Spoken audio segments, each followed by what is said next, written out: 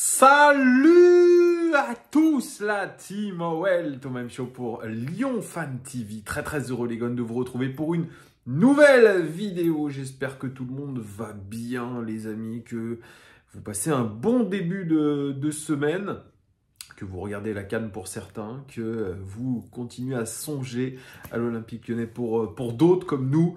Évidemment, je fais un petit coucou très appuyé à Didier qui se reconnaîtra, qui est mon chirurgien dentiste interactif à distance et qui me donne beaucoup de conseils. Donc, je le remercie énormément. Vraiment, c'est très sympathique de pouvoir discuter avec lui de petits mots du quotidien qui me concernent et puis aussi de parler un petit peu de l'Olympique Lyonnais. Et puis, c'est de ça dont on va parler dans cette vidéo.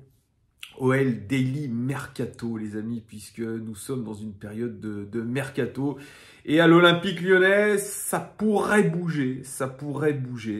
Et notamment dans le sens des départs, puisque Emerson Palmieri fait l'objet d'un forcing de la part de son club, auquel il appartient, Chelsea, pour le faire revenir, les amis. On en parle depuis plusieurs jours. Chelsea, qui a perdu Ben Chilwell sur blessure, eh bien, fait de Emerson Palmieri un objectif pour pouvoir remplacer Ben Chilwell. Il voudrait le rapatrier de son prêt à l'Olympique Lyonnais, sauf que l'OL n'est pas d'accord. Et surtout, dans le contrat de prêt de Chelsea, il n'y aurait pas de clause de retour, notamment en pleine saison.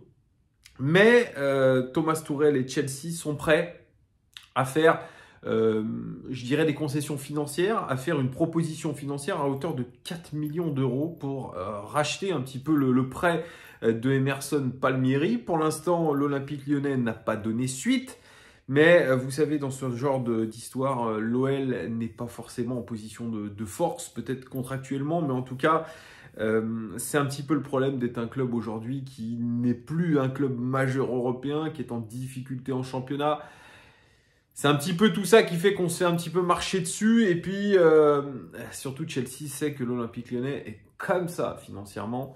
Donc, il propose à l'Olympique Lyonnais ce qui pourrait permettre, en tous les cas, peut-être de boucler le dossier Azmoun, qui est loin d'être terminé, puisque l'Olympique Lyonnais a haussé son offre pour Azmoun à hauteur, je crois, de quelque chose comme 4 millions. Est-ce que ça va se jouer ou non? Azmoun temporise aussi, puisque Gianluca Di Marzio, qui est un journaliste italien spécialisé dans le mercato, qui dit que la Juventus est très intéressée par Azmoun. Donc, il va y avoir aussi une certaine compétition entre les deux clubs. Qui va avoir l'opportunité de signer Sardar Azmoun? Ça va être la grosse interrogation.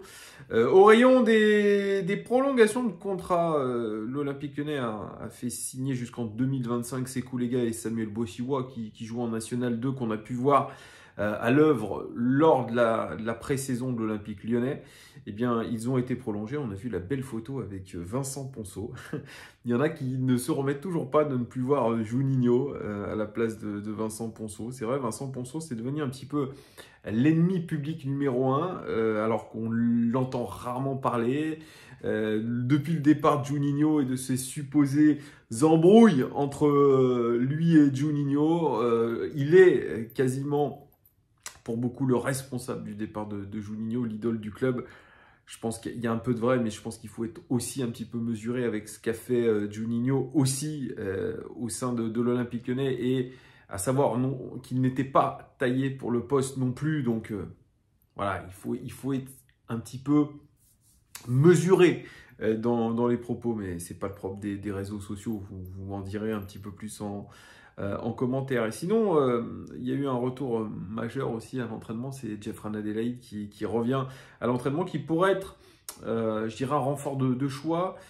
Moi, je reste toujours marqué par ses déclarations contre le club. Dans le journal de l'équipe, il avait voulu forcer son départ. Peut-être que la relation avec Rudy Garcia n'était pas bonne, certes, mais moi, sincèrement, je l'ai encore en travers de la gorge, ces déclarations. Après, évidemment, ça sera un renfort pour l'Olympique Lyonnais, quoi qu'on en dise, mais il va falloir qu'il retrouve le rythme, il va falloir qu'il n'ait plus cette appréhension avec son genou, il faudra voir aussi sa fragilité par rapport à tout ça. Donc voilà, c'est une reprise, je pense, en douceur avec le collectif, mais ça ne sera pas pour tout de suite de le revoir sur les terrains. Je ne pense pas tout de suite, peut-être d'ici fin janvier, début février, probablement.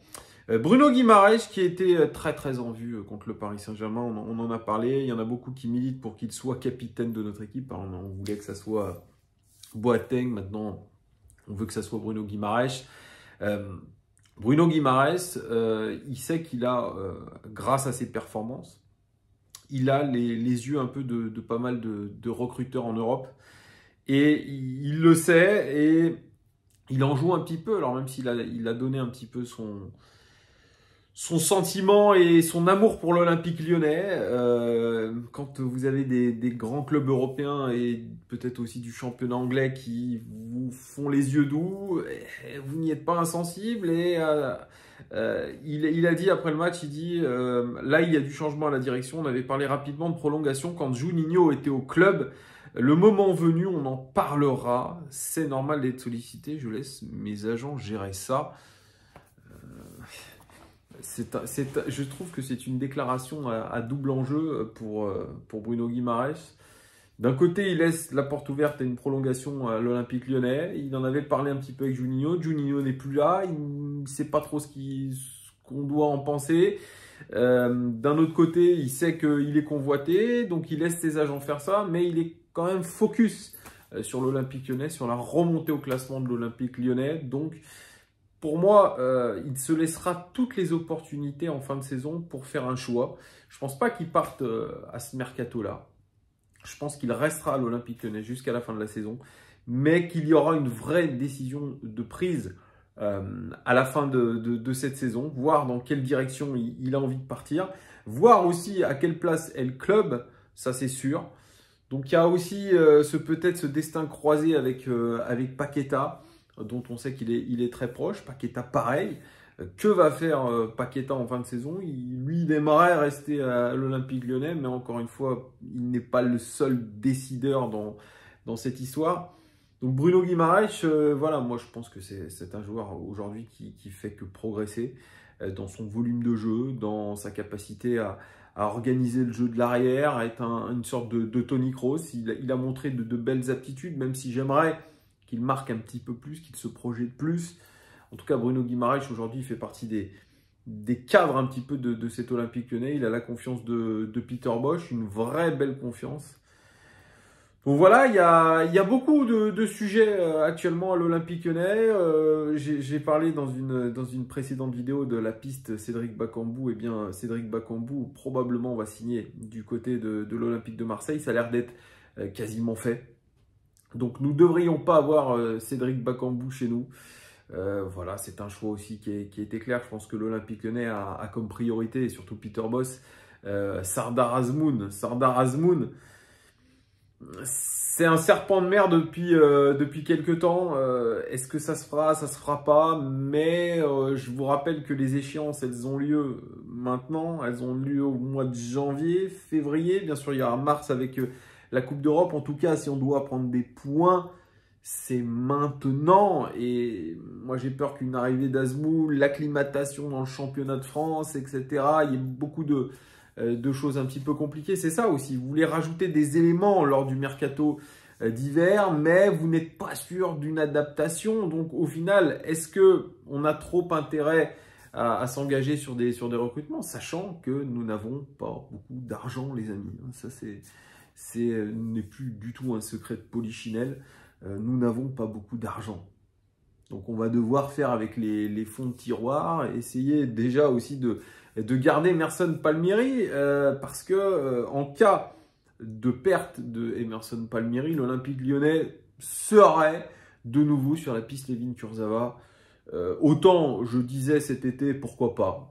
C'est un joueur qui est bon, qui a des très bonnes aptitudes, sauf que bon, là, il est au PSG en train de la couler douce, en ayant joué, je crois, 18 minutes de jeu depuis le début de la saison, en prenant 4 millions de salaire dans une super ville. Je crois qu'il n'est pas pressé de partir non plus. Et pour tout vous dire, ce joueur est très régulièrement blessé, est en manque de rythme. Et je pense que le prendre serait aussi un gros risque, parce qu'il y aura des risques de blessure, de risques de se mettre, de ne pas être bien tout de suite. Et puis, Je crois que Peter Bosz n'avait pas aimé du tout l'attitude du joueur quand il l'avait eu au téléphone. Donc, c'est peut-être voilà, c'est peut-être aussi du bluff, les amis. Voilà ce que je pouvais vous dire sur sur ce OL Daily Mercato. N'hésitez pas à commenter tout ça, les amis. Mettez un petit pouce, abonnez-vous, c'est très important. Je vous fais de gros bisous. À très, très vite. Ciao, les gars.